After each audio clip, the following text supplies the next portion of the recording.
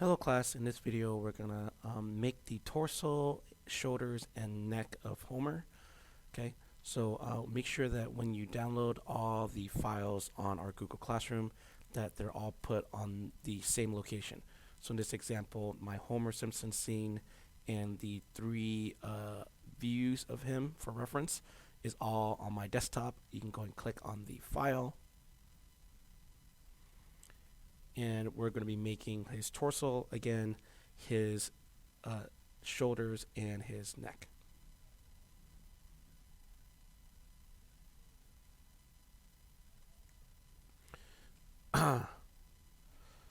Okay, so when the scene first pops up, you're gonna notice a little bit of flashing. It's okay. It's just that it's a NURB surface and it takes time. Once you're done with that, you can go ahead and see that the references is all in one group. Okay, and that you can check inside the channel box that it is a layer reference, meaning that you can't click it. Now, at any time, if the reference is in your way, you can just click on this V button right here, and it will turn it off. Okay.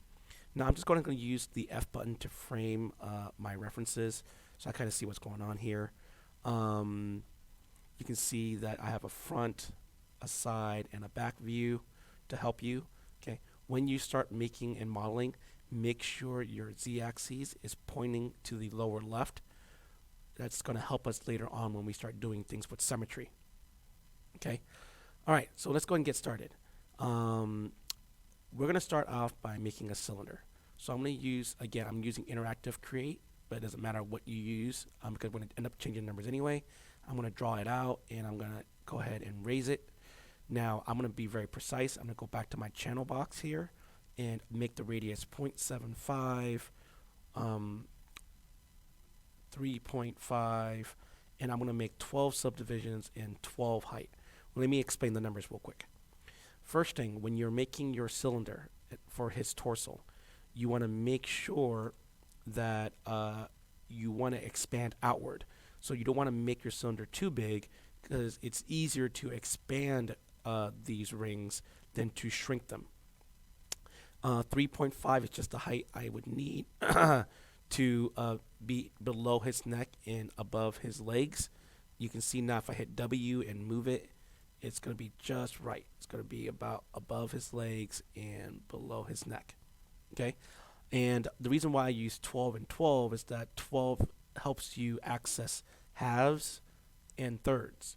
So if I want to go 1/3 way up, I go 4 sections. If I want to go third from the bottom, I go to the 4th section. So it's just some modeling guidelines to help give you enough sections to work with. Okay, so let's go ahead and reframe it. So if you have the object selected and you hit F, you're going to be able to reframe just on the object. So I'm going to be working on his torso first. And what we're going to do is we're going to actually change to vertex mode. And my goal right now is to expand these circles outward to meet the front of his, the side of his hips and the front and the back of his lower area. So I selected using the selection tool. Okay, I went to vertex mode, and I'm using the selection tool, and I'm using the front view so that I grab all the vertices from the back and to the side. And I use R to expand it to his hips. And I'm going to grab the next row, and R is already selected, and I'm going to expand out to his hips.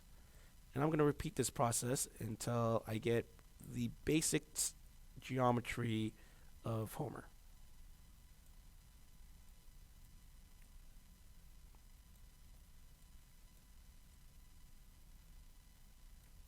So again, all I'm doing is just selecting a row and expanding it outward.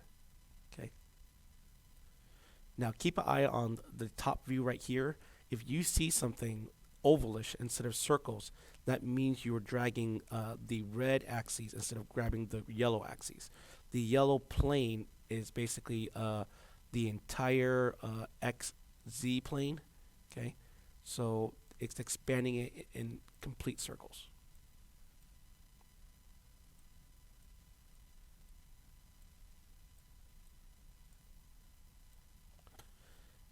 I can zoom out just a little bit to do his neck. Okay.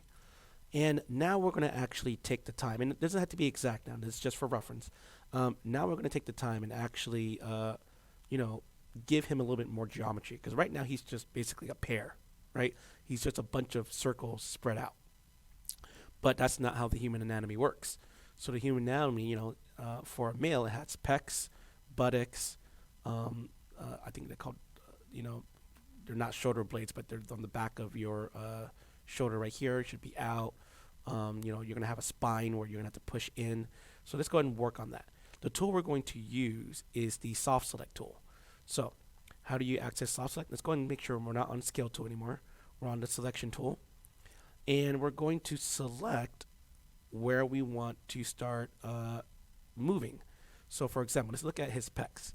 So his pecs is right about here. And you notice when I click on this pec, I, in essence, wanted to click on both pecs. So to do that, you go to Modeling Tools and you turn your symmetry on to Object X. Now again, this is why Object X is important, in that you have your z-axis pointing to the lower left, so that when you click on one of his pecs, you select both pecs. So you're not repeating the work and making your job harder, and that everything remains symmetrical.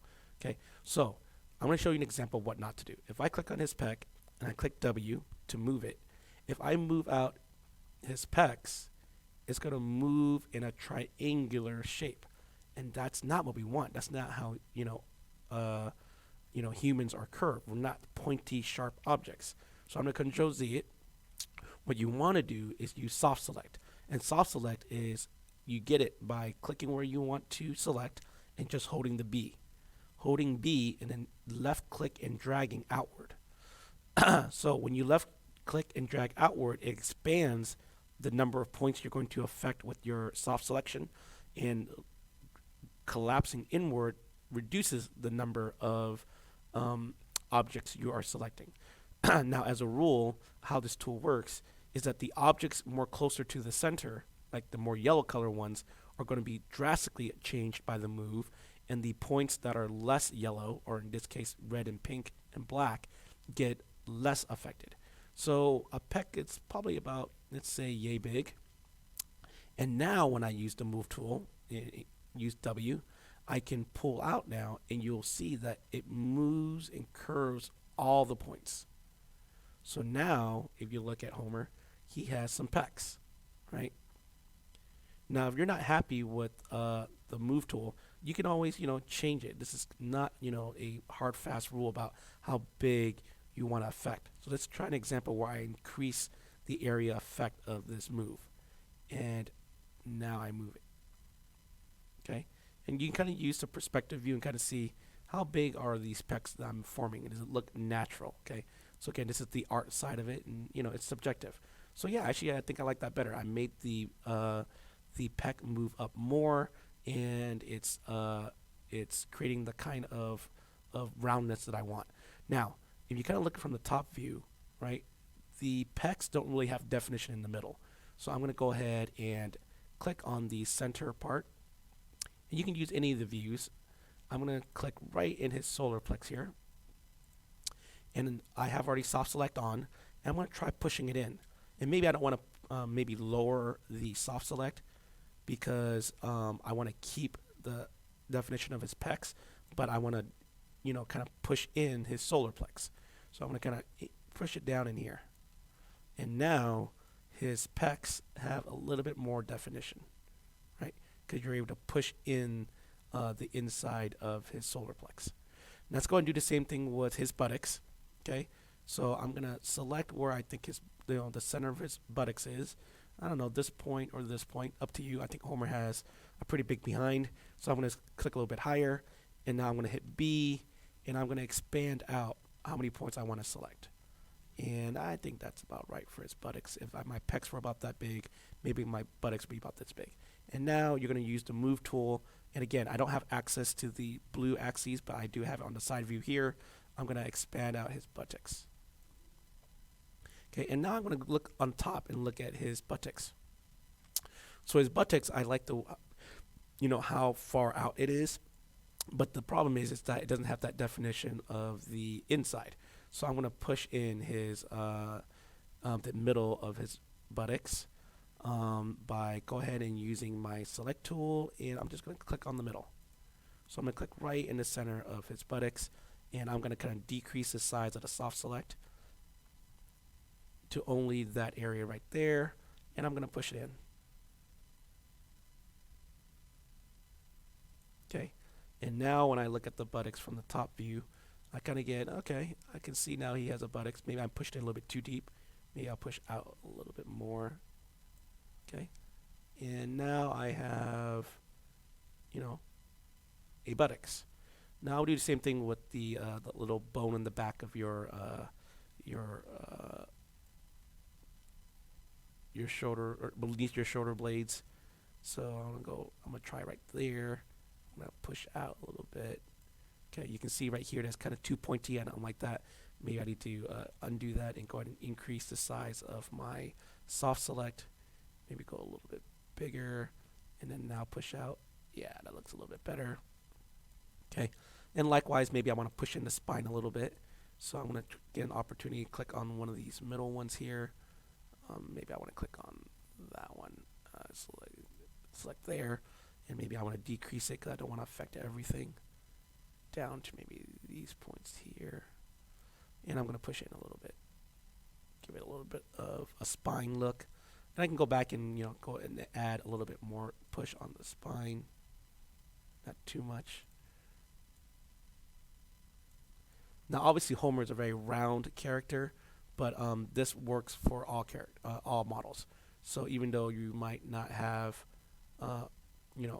such a round geometry, but the idea of where I'm pushing and pulling will be the same for all humanoids.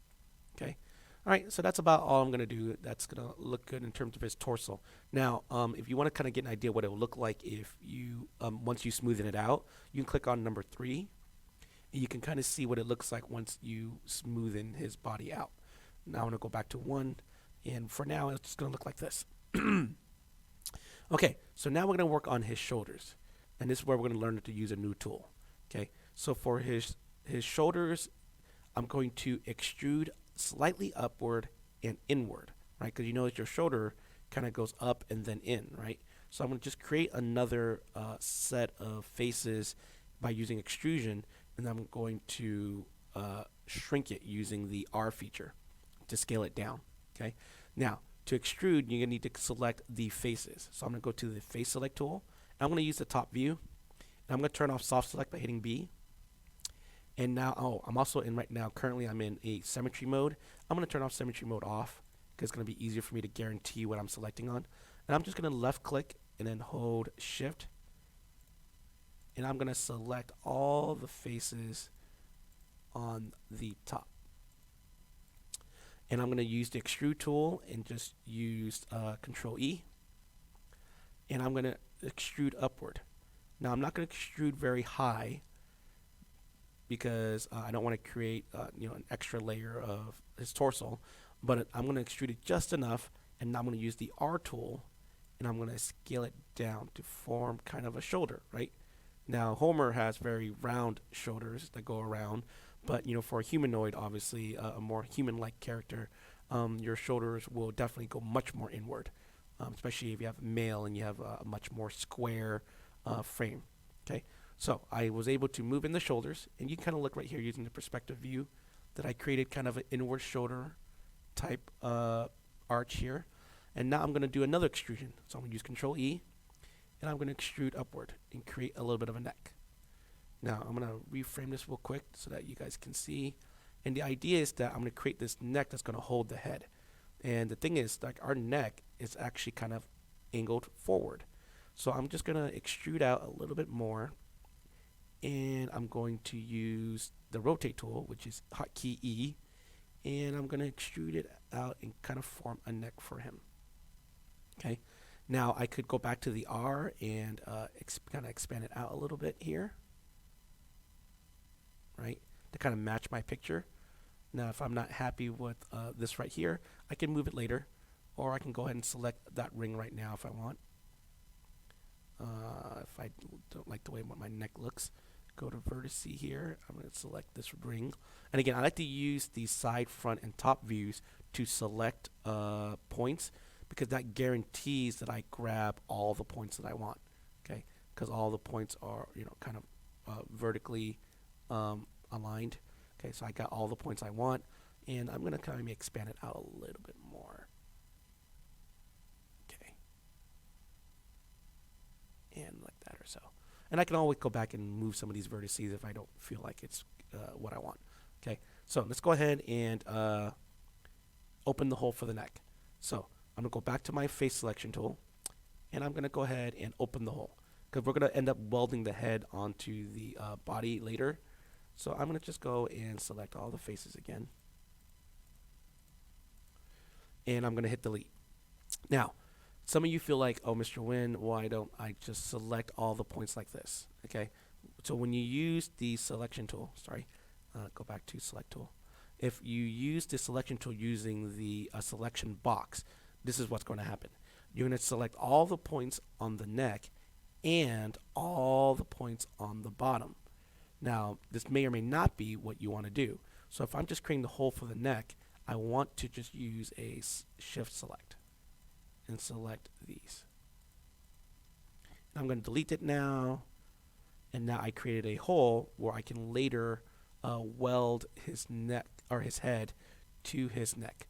Now it turns out that we do actually want to delete these on the bottom. So I can go here and select all these faces. Again, now this is a good opportunity to show you guys how to turn off this. You can just select on the references and click H. Or again, you can go to the attribute box and click on visible or invisible, or hit H to hide or unhide your references. So anyway, I'm going to go back and kind of delete all the faces on the bottom so I can create the holes for the lower portion of the body, the crotch area and the two legs. So I'm going to delete this, and now I have the holes I need for my legs and crotch, and the hole I need for ultimately the neck. And now, of course, if you want to just take again look at smooth view, this is what our Homer is looking like right now, with his shoulder blade, his buttocks, his pecs. Okay. Now, if I feel like I need more definition, I can go ahead and push these more. Again, that's more of the artistic side here, and you can put some fine touches later. Okay. So I'm gonna go back and hit number 1. Go back to my poly view here, and I'm gonna turn back the visibility of my reference, and just kind of end the video here. And then on our next video, we'll talk about how to make the armpit holes and the arms next.